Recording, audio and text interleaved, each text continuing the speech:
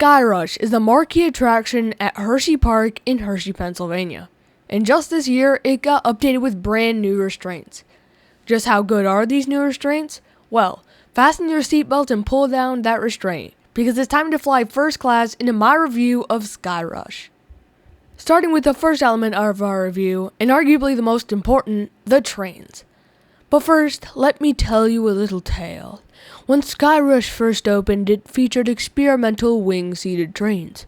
While some adored how open they were, most of the public absolutely despised them due to the incredibly bad lap bars, even going so far as to nickname the ride Thigh Crush. And once the complaints of pain started rolling in, Hersheypark knew they needed to do something, which is how we got here. In early 2024, Hersheypark announced that Skyrush would be getting brand new restraints.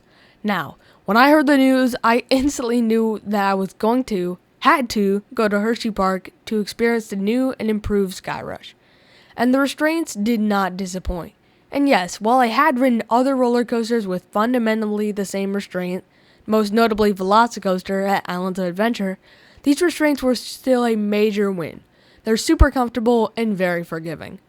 As for how the trains look, I actually really like the color of not only the train, but also the restraints, and just the design of the train in general. Now for a quick fun fact. Did you know that when it opened, Skyrush was the very first roller coaster in the United States to feature wing seating? Now back to the video. Now it's time for the main event, the ride experience. Once you hop in your new fancy seat, you slowly creep forward until accelerating up one of the fastest lift hills in the world, which is actually done via a cable instead of a traditional chain due to weight saving and efficiency, among other reasons. Once you crest the top of the 200-foot tall lift, you plunge down the 200-foot drop. And this drop is easily one of the best in the world. The initial air time once you crest the top of the lift is great, but there's an amazing little kink of even stronger airtime about halfway down that really seals the deal.